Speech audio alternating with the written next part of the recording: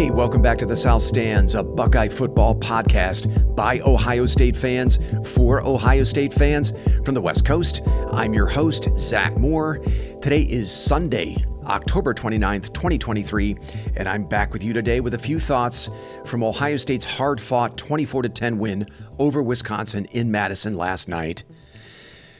So a lot of Ohio State fans are probably going to shit on this performance because, well, that's how a certain segment of the fan base is programmed, no matter what.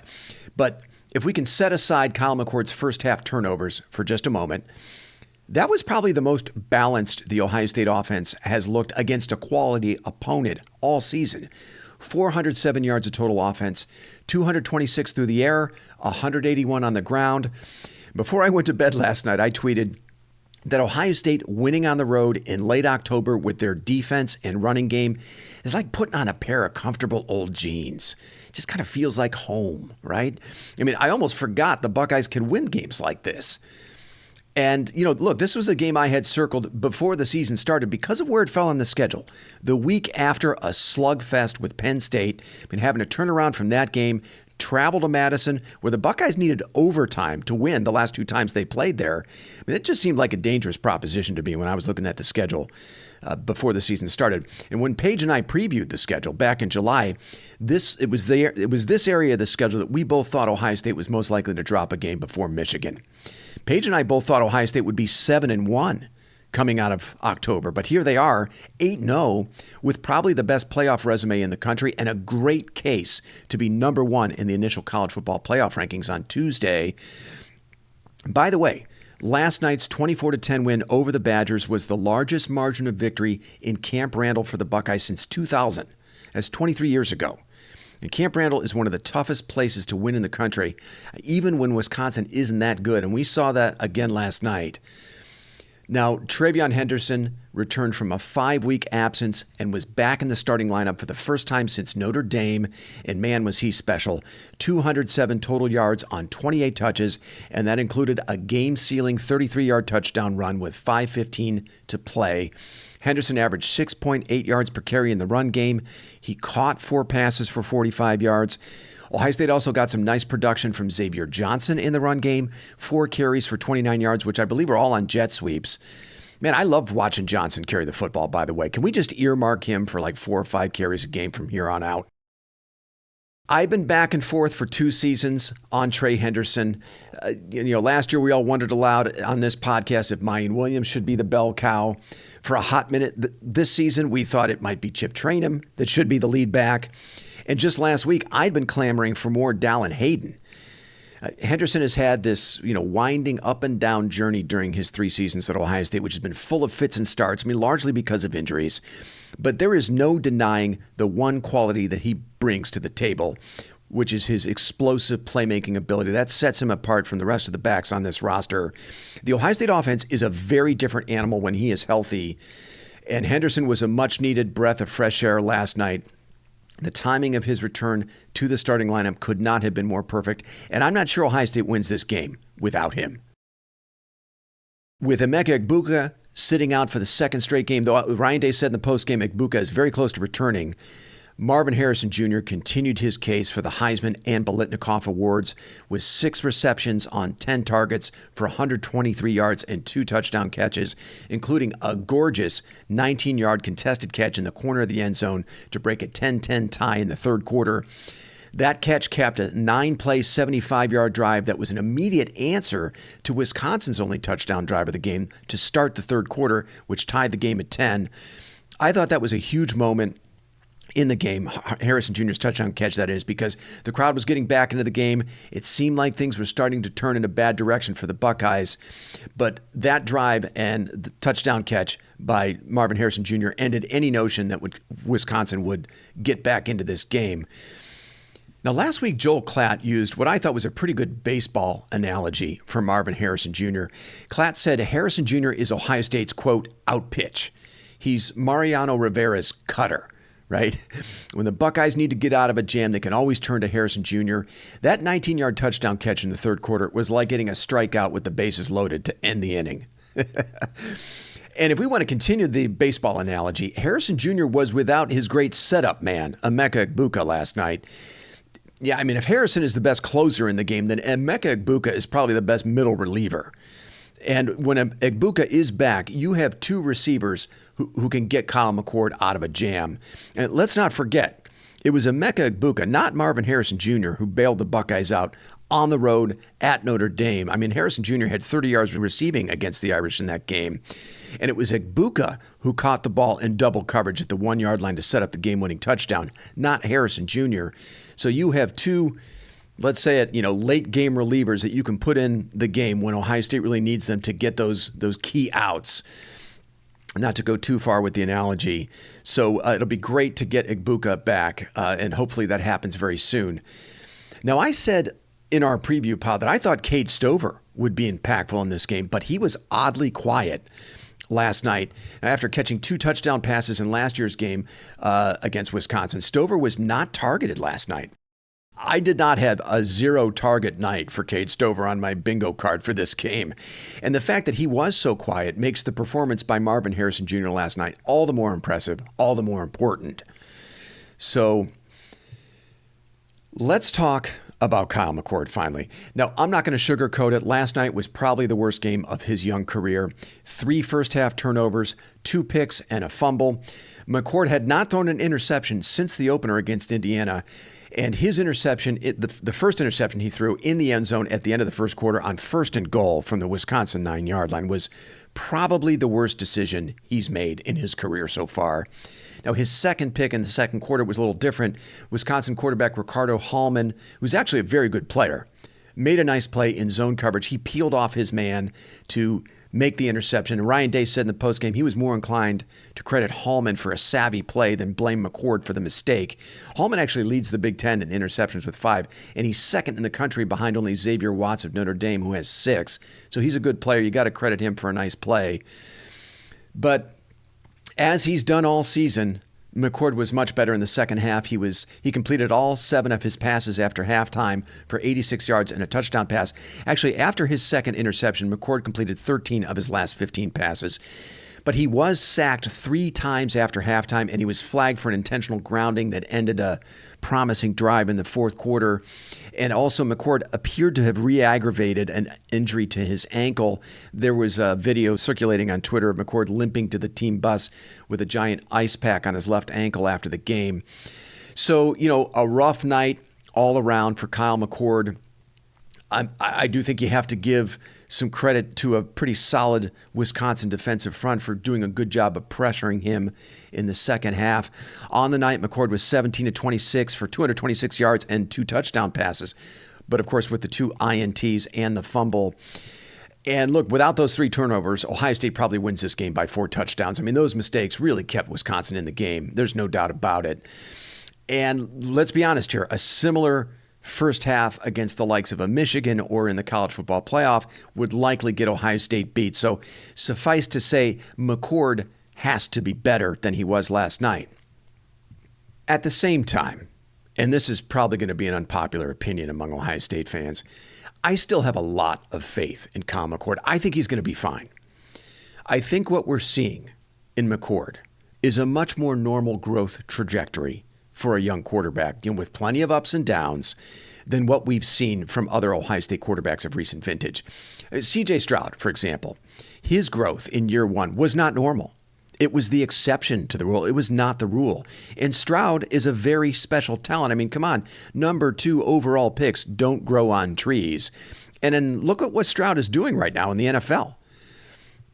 And you also have to consider that Stroud had a much better offensive line blocking for him and a lot more skill talent to work with back in 2021 than McCord does now. Think about it. In 2021, with the exception of the Nebraska game where Garrett Wilson had to sit out with a concussion, Stroud had Wilson, Chris Olave, and Jackson Smith-Njigba, 3 future first-round picks at receiver to throw to all season long. It was only into the Rose Bowl that he was down to just Jackson Smith-Njigba. And he also had 4 NFL tackles, Thayer Mumford, Nicholas Petit-Frere, Paris Johnson Jr., and DeJuan Jones blocking for him. And this season, The offensive line is patchwork compared to the 2021 unit. And because of all the injuries, Marvin Harrison Jr. and Cade Stover have been McCord's only reliable targets. Now, I've seen and heard the term game manager applied to McCord, and I think that is totally underselling his abilities and his contributions so far. He's not a top 5 draft pick right now. I know that. I understand that. But he's much more than a game manager. Come on, give me a break. I love Kyle McCord's mental and physical toughness. I mean, think about it. After every single one of his mistakes last night, the fumble, the 2 picks, and the intentional grounding, Ohio State scored on their next possessions. It was a team effort, of course, and Marvin Harrison Jr. and Trey Henderson, had a lot to do with it. But McCord made plays on those drives, too. So give him credit for battling through, a rough night, battling through some mistakes, not getting down on himself, and then leading scoring drives, on the ensuing drive after each one of those 4 mistakes. And he did it in one of the toughest stadiums in the Big Ten to win. Also, I mean, isn't this just Big Ten football in late October that we're seeing? Right? Some of these struggles, that's what this is. I mean, it's a young quarterback, but also it's tough to win football games in the Big Ten at this time of year, especially in a stadium, like Camp Randall. And look, guys are beat up, and maybe just give a little credit to the opponent for making some plays too. I mean, that Wisconsin defense is pretty salty. Some of those kids, Hunter Waller, Ricardo Hallman, C.J. Getz, those are good football players.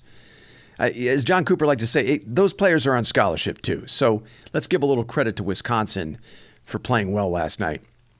Okay, let's talk about the Ohio State defense. Now, I thought the stand they made on the goal line at the end of the second quarter to force Wisconsin into a field goal was a huge moment.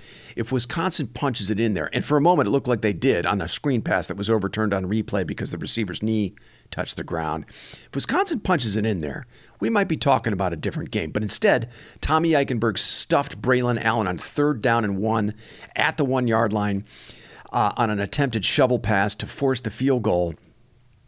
Allen would be injured on the play on top of all that and would not return to the game. It was a rough night for Allen. He also fumbled in the first quarter, but that was a huge moment in the game to force the field goal and knock Allen out of the game, though you never want to wish injuries on anyone, of course. But I just love the way the Ohio State defense competes in goal line situations. They don't give you an inch. Everything is earned, and it shows you the spirit and the pride of that unit. So I was just really impressed with that goal line stand. It was a huge moment in that game for the Buckeyes. Now, on the night, the pass rush was not quite as effective as it has been in recent weeks. Only 16 pressures and 2 sacks for the Buckeyes last night, and one of those sacks was by Jordan Hancock. And they did give up the touchdown drive to Wisconsin to start the third quarter, which was a little surprising. They were also a little sloppy in the tackling department, 12 missed tackles on the night for the defense. It was also the defense's worst tackling performance of the season, according to PFF. The defense received its lowest tackling grade of the season from PFF, a grade of 56.9. JT Tuimoloau, Lathan Ransom, and Denzel Burke all finished with tackling grades in the 20s. Which, hey, look, let's face it, unusual for all 3 of those players. All 3 of those kids having really, really good seasons, like first-team All-Big Ten season. So an off night for those 3. And I think maybe even, well, in the case of Tuimoloau and Ransom, maybe you see the effect of that Penn State game last night. They just weren't quite themselves tackling, and it might just have been the wear and tear of that Penn State game and then having to turn around and play Wisconsin the next week.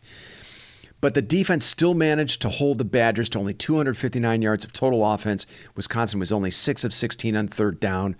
Braden Locke, who actually showed me a little something, making a few plays on that touchdown drive.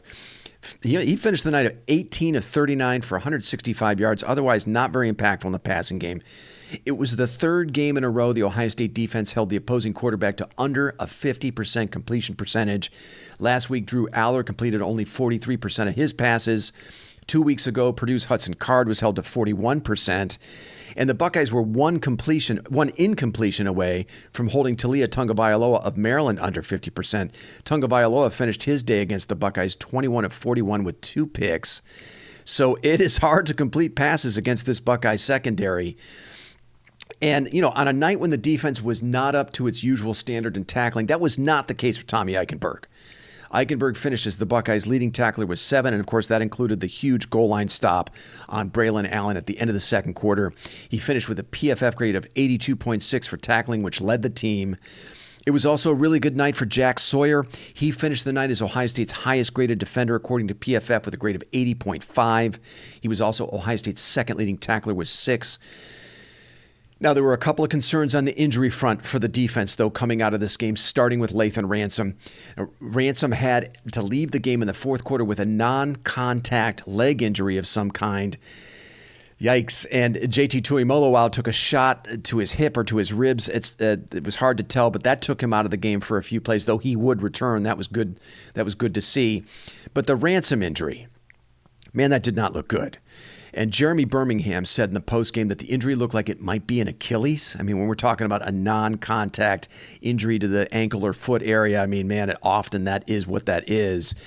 I really hope it's not that serious. I mean, Ransom is having an excellent season. He has the ultimate trust of the coaching staff. He never leaves the field. Only Davison Igbinosun has played more snaps than Ransom this year. Now, I had assumed Sonny Styles would take Ransom's place at the Bandit, but Jeremy Birmingham noted after the game that it was actually Jordan Hancock who slid into the Bandit position.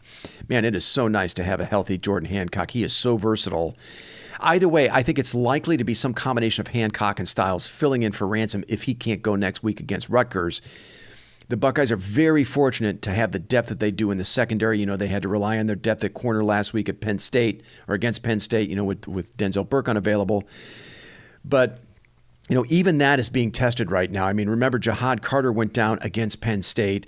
I don't think Perry Eliano and Jim Knowles want to go any deeper into the roster at safety than they are now. I mean, then you're talking about, you know, Cam Martinez. I mean, yikes. And then maybe freshman Malik Hartford if they have to go there. So, you know, we really got to hope for no further injuries in the secondary for the Buckeyes. But, of course, there was good news on their injury front last night, and I mentioned him earlier, Denzel Burke. He was back in the lineup last night. It was good to see him in there, and Burke had a nice pass breakup on a deep shot that Wisconsin took in the fourth quarter. There was a lot of hand fighting between Burke and the receiver, but Burke stayed with it and forced the incompletion. I just love the way Burke, actually all the Ohio State corners are really competing in coverage, right? They're competing for the football and really fighting for position and fighting for the football. And it was a perfect example, that play last night where Burke in coverage on the deep shot, just, you know, really competing to force the incompletion. Just night and day from last season, really, the way the corners are competing in coverage. So how do we evaluate this performance by the Buckeyes? I said it at the top. I had this game circled as a potential stumble because of where it fell on the schedule. I thought the Buckeyes might be a little worn down from that slugfest against Penn State last Saturday, but instead they walk away with their largest margin of victory in Camp Randall in 23 years. I think the Buckeyes now have the best playoff resume in the country. I think they have a legitimate case to be number one in the first playoff rankings on Tuesday. With Trey Henderson back in the lineup and Emeka Egbuka close to returning, I think the offense still has another level that it can reach. Now, the Buckeyes have another good test in Piscataway against a salty 6-2 Rutgers team that can play defense and run the football. Rutgers ranks 9th nationally in total defense right now. They have an interesting athlete and quarterback Gavin Wimsatt, who has 7 rushing touchdowns this season, and a very good running back in Kyle Monungai, who is second in the Big Ten in rushing right now with 744 yards. Monungai also has 7 rushing touchdowns for the Scarlet Knights. Rutgers was idle yesterday, so they will be going into that game with an extra week to prepare for the Buckeyes. The early line in that game is Ohio State minus 18.5. I think that's according to FanDuel. Finally, it has been eerily quiet the last 2 days on the Michigan sign-stealing scandal. There are whispers that more details will be coming out soon, perhaps in the coming week, that will paint an even uglier picture of the situation. Now, Doug Lesmerises said last week, without divulging any new details, that there might be another level to this scandal that we've not heard yet. Now, Pete Thamel of ESPN hinted on Game Day yesterday that we might be hearing from Big Ten Commissioner Tony Petitti on the matter at some point very soon. The Big Ten does have some autonomy here in this situation to punish Michigan, though a more serious punishment would have to be voted on by representatives of the other member institutions. Look, these are uncharted waters, both for the Big Ten and the NCAA. This is the first cheating scandal of its kind that the game has seen. Nobody knows for sure how this is going to play out. Now, I still have my eye on the administration at Michigan. I just find it very hard to believe that the leadership there won't step in at some point as more details come out, especially if these whispers are true that, the picture's just going to get uglier. I just don't think the administration at Michigan wants the reputational damage that is sure to come with this scandal if it continues to stay quiet. And at this point, with the way things are going, I'm personally having a very hard time envisioning Jim Harbaugh on the sidelines in the Big House next Saturday night when Michigan plays Purdue. I'm just having a really tough time seeing that, but we'll see. These are strange, strange days indeed in college football and at the University of Michigan. Okay, that's going to do it for me. Look for a preview of the Rutgers game from Paige, Chad, and myself this coming Thursday. Until then, thanks so much for listening, and go Bucks.